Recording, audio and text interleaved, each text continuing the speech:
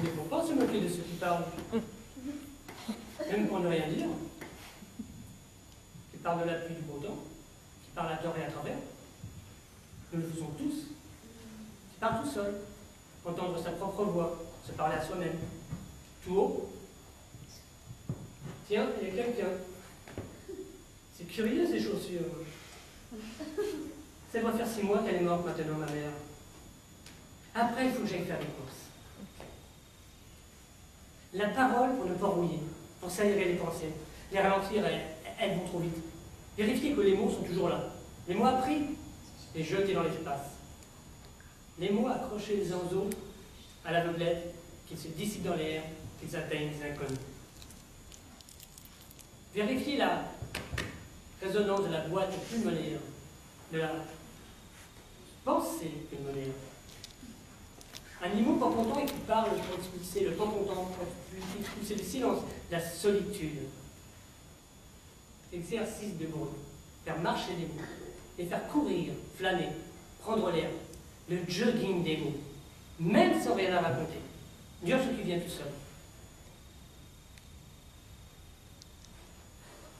Parler pour ne pas entendre ce qu'il y a derrière la peur, le figé, le glaciaire.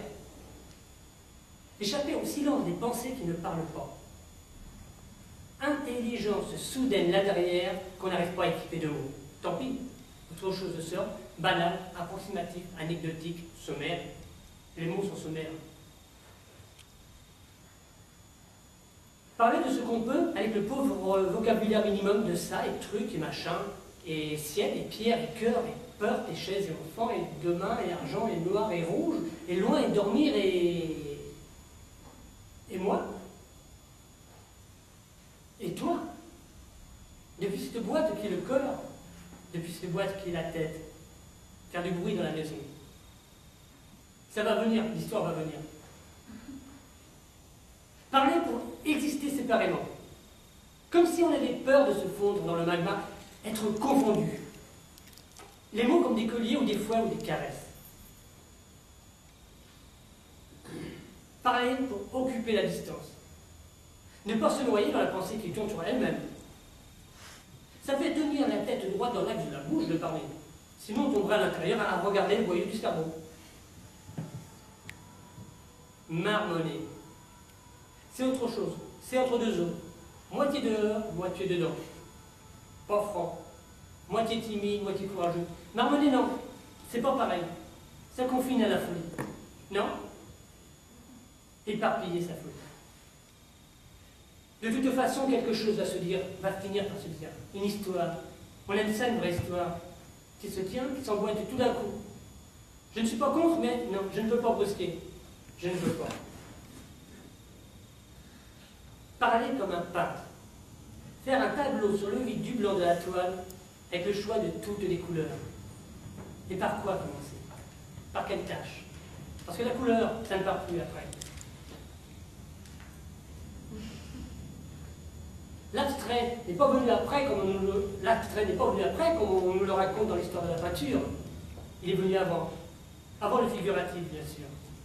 L'origine du monde et ensuite l'homme. Le désordre d'abord. D'abord des lignes, des couleurs, des taches, des tubes, des vides. Et tout d'un coup, on reconnaît une pomme, une ville, une bouteille, des yeux, une bouche, un sexe. Après seulement. L'histoire après le gribouillage comme un miracle. Étonné lui-même le peintre d'avoir fait du ressemblant. Étonné le parleur de faire une histoire à force d'expulser des mots sans réfléchir, pour ne pas se laisser attraper dans le filet de la conscience. Petite mauvaise, la conscience. Hein? Pas sûre d'elle, la conscience. Et sérieuse, et pesant le pour et le contre. Indécise au point qu'on ne sait bientôt plus se décider. Échapper à la conscience en allant plus vite qu'elle, en la couvrant du bruit de la parole. Parler, c'est pour ne pas penser. je le dis. Vous aussi, m'écoutez, ça aide. On se laisse aller, on fait la planche. Moi, parlant, ça repose. C'est de penser à soi, c'est de penser sur soi, plus dedans. Après, ça recommencera. Là, je vous occupe, j'essaie. Grâce à vous, je peux. Elle vient, l'histoire, elle vient. Si elle ne vient pas, ça sera resté abstrait. Pas de pommes, pas de bouteilles, pas de bouche, ni de fesses. Pas de Jésus en croix, pas de Joconde, pas de fiancé juif. Des giclures, rien que des giclures. Comme Pollock. Merci Pollock. Merci Jackson Pollock. La voilà peut-être l'histoire. Jackson Pollock. Peintre américain, 1912-1956. La toile, c'est vous. Sur vous, jetez les mots comme des jets de peinture. Pollock. Mort dans un accident de voiture un soir pour rentrer chez lui contre un arbre à 44 ans, qui commençait à être célèbre, sur une route d'Alston, a perdu le contrôle de son véhicule, incapable de choisir entre le figuratif et l'abstrait. C'est inouï de savoir que l'on va où l'on ne sait pas. L'inventeur du dripping, debout, la toile couchée au sol, et qui jetait et diffusait ses couleurs. Avec quoi? Je ne sais pas. Je n'ai jamais su, je ne me suis jamais demandé. La main, le pinceau, autre chose. Après, dans les musées.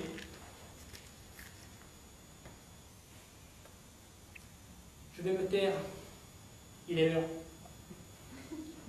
Je vais vous perdre. Et vous? Les prochains à qui vous allez parler après, vous verrez, si vous êtes attentif à cela, comme c'est curieux, la résonance du rien, du presque rien.